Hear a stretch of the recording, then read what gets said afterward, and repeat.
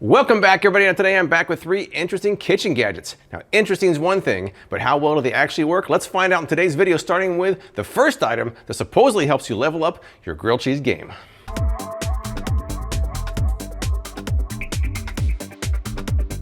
Let's take a look at the EverToast. I paid $14.99 for this for a set of 2. There's only 26 reviews currently online, but somehow it's already on Amazon's choice. Let's crack this open here. And there we go. Let's take a closer look here. Now, they claim that it prevents soggy bread. It includes an innovative surface that prevents toasted bread from getting soggy. They say it keeps the bottom crunchy until the last bite. It can be used for other things like pizza, grilled cheese, or waffles. Dishwasher and microwave safe. Now, there's not a lot of reviews, but people online who liked it said it does in fact prevent toast from getting soggy. I didn't see a lot of complaints, but one person did say it felt kind of cheaply made, and I guess it's kind of cheap, but I felt worse. Not a lot of instructions, so I'll have to wash these off and then get started. Now, the main thing they show this being used for is something like a grilled cheese sandwich. There was a popular short a while back that's saying, don't put grilled cheese sandwiches on plates. And this seems to be the solution to that. So let's make a couple grilled cheese sandwiches. Put one on a plate, one on the EverToast, and compare the difference. All right, I pull out my old granite rock pan for this one, because I can make 2 grilled cheese at the same time. I've got my 2 contenders here. Let's check it out. I think we're about done here. Grilled cheese number 1. Grilled cheese number 2. And here we go. I'm gonna let this sit here for a couple minutes, and then we're gonna compare the plates, and we're gonna compare the bread and see what happens. Traditionally, when you put a grilled cheese sandwich on a plate like this where it's flat, it's gonna be kind of soggy in the bottom. But the EverToast supposedly fixes that problem. We shall see. I'll come back in a couple minutes and see what happens. All right, it's been several minutes. Let's look at the plates. Let's look at the bread and take a taste. Here we go. All right, lifting up the control grilled cheese sandwich. Oh, this side is it's wet. It is wet failing. This side certainly feels soggy. It's a wetness to this. I don't know if you can see it on camera, but it is wet. And the plate itself, you can see, there's definitely a lot of moisture on there. So it failed as expected. But that's the way most people have their grilled cheese sandwiches, on a plate. Now for the start of the show, let's see if the EverToast pulled through in the clutch here. Taking it off here. First of all, let's see the other side. Oh, it's not wet. It's not soggy at all. It is just as dry as the other side. And the plate, well, any moisture that was on there did not come in contact with the sandwich, so I think it was a success. It might seem gimmicky, but it does work. Put these back on here. Let's take a taste test now. That's the most important thing. Yeah, this underside definitely feels kind of soggy. Let's take a bite. I mean, it tastes good, but texture-wise, it's a little unsatisfying to have this part kind of wet. All right, it all comes down to this. Now, I can already tell you that both sides are crisp and not soggy whatsoever, so I have a pretty good feeling about that. Let's take a bite now. No comparison.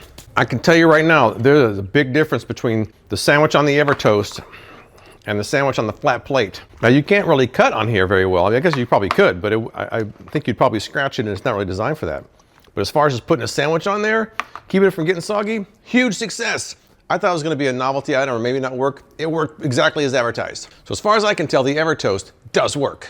Now, if the first item helped us level up our grilled cheese game, the next one's gonna supposedly help us level up our butter.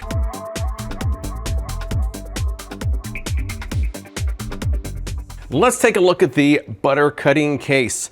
I paid $9.99 for this. It currently has a 4.0 star rating among over 1,200 reviews. And it looks like the only thing in English on the box is the name itself. Everything else I cannot read. Let's crack this thing open here. Very basic instructions.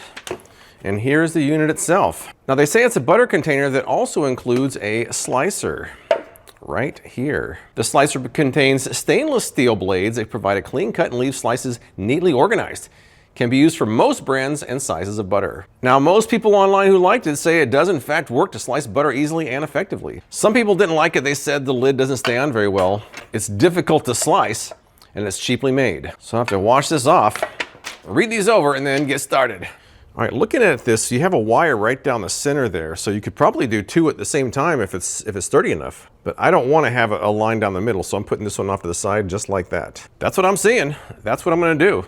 I've got this stick of butter right out of the fridge. It's still refrigerated temperature. This one's been sitting out for a while. I'm going to try both and see how they compare. Now, the way they show it in the instructions is you're supposed to place it on top of the steel blades there and then use the lid to press it down. I would have thought you pushed the blades over the butter, but they're showing it differently than that. Take one will be butter out of the refrigerator. Here we go. Oh, I have kind of a bad feeling about this. We shall see. And it's moving. I can feel it moving. I don't know what's happening in the bottom, but it's moving. I don't hear anything dropping. It's not dropping. I can see it. Oh, there it goes. Oh, there it goes. There it goes. Let me see what we got here. Oh, wow. We actually, I think it kind of worked. Let me see. How is this out? It must be separated. It must be separated. We have nice little pats of butter. You know, I think it actually kind of worked. I have to be honest. I'm kind of surprised. I thought this was going to fail miserably. It didn't. Let me move these all over here off to one side. I'm going to try the other one that's more softened and see how that goes. I mean, those pats of butter look pretty good. They're all uniform. I'm kind of liking this so far.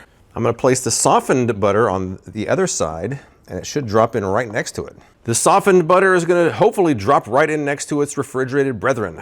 Now, the first time I had low expectations. Now my expectations are pretty high, so let's see what happens. Here we go. Oh, that was much softer, much easier, much easier, much easier. Now, I let this sit out for about a half an hour, not too long. But let me see what we got here. Taking the lid off. And it looks like it's pretty much cut all the way through. Just kind of helping those all along a little bit.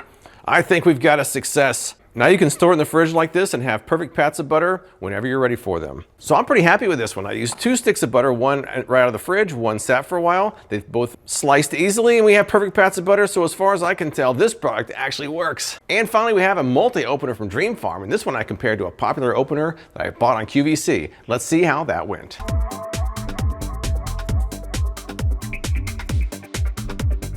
Let's take a look at the Dream Farm Dopener, which stands for the Does It All Opener. I paid $25 for this at a local grocery store. On Amazon, there aren't many reviews yet, but it currently sports a rather unimpressive 3.5 star rating. But it's only got 22 reviews there. Let's open this up here. And there it is. It feels solid. Now, they say that it's a smooth edge can opener that can also open jars and pull ring cans. They say it's ergonomic, safe, and stable. Features a locking button right there. It is kind of fun to play with. And the locking button will remove lids without needing to touch them. People online who liked it said it's easy to use and good for people with hand or strength issues, because you use 2 hands like this on it. People who didn't like it said it doesn't work on big cans, the jar opener isn't effective, or that it's just difficult to use. I'll read these over and then get started.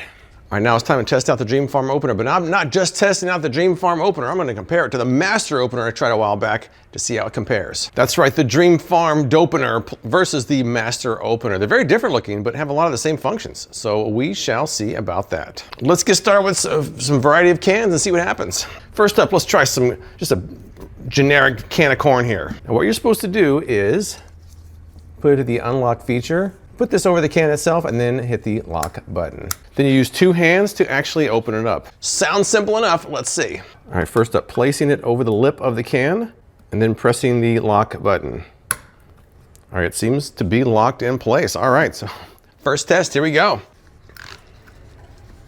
Let me see what observations do I have here. I mean, it seems to be going pretty well.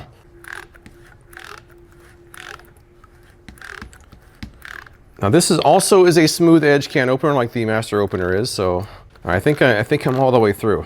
Now we should be able to just lift it up. Oh yeah, no problem. Look at this. Not a problem. That worked quite well. Press the unlock button to drop it in the trash. Let's try the exact same can with the Master opener now. This one I use kind of semi-often, so I'm pretty familiar with how this one works. Here we go. This one, there's no real locking feature. The handle feels pretty, you seem to get a lot of leverage with this one. I've been pretty happy with this Master opener, and I could feel it just loosen. Now what you're supposed to do is go back a little bit and then use this little sparrow's beak right there to lift it off. Boom, there we go. Okay, I would say that's pretty close. All right, first attempt was pretty good. Let's fly through some other size cans and see how it does there. I have a little bit larger can now. How about some Bush's baked beans? I'm gonna try to go a little quicker here. In fact, I'm gonna move this white thing out of the way so it doesn't slide around. I'm getting serious here. All right, it is in the unlock position. All right, putting it over the lip of the can. Kind of pressing down a little bit. Hit the lock button, it is locked and loaded. Here we go. We're going a little quicker this time. Now, one thing I noticed is I'm kind of smashing my fingers together. I've already bumped them a couple times. But I guess it opens so wide you don't have to go all the way together. It takes a little bit of a learning curve. And I felt it just loosen now, so let's pull it off. There we go, not bad at all. I'm gonna unlock this here and just leave it on the can. Let's repeat that with master opener here.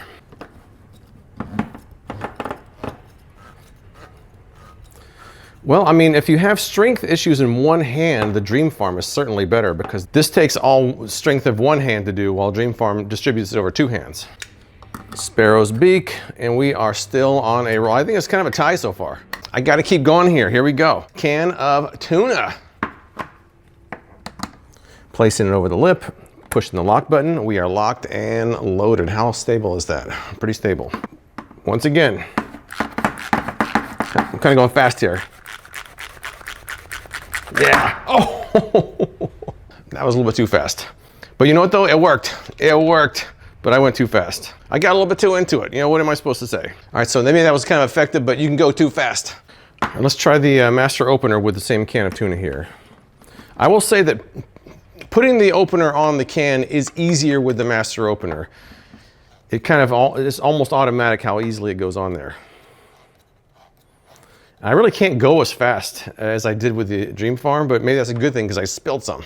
And once again, master opener on a roll. I'm still thinking it's kind of a tie. I don't see a huge advantage over either one of these. One more can to open. I got a small can here. This is a nice little tiny can here, the smallest of the bunch. Placing it over the lip, and the lock button is not going down easily. I think that's in. I'm not even sure if that's cutting or not, because it's kind of at an angle. This small can seems to be a bit problematic for it.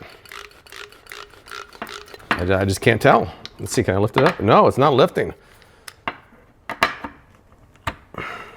I don't feel like it's going to do this small can. I don't think the small can, it's not working. It's not working on the small can. Let's try the master opener now. Let me try a fresh one here with the master opener, see what happens. I feel like the master opener is going to work. The master opener is going to work. Oh yeah, look at this.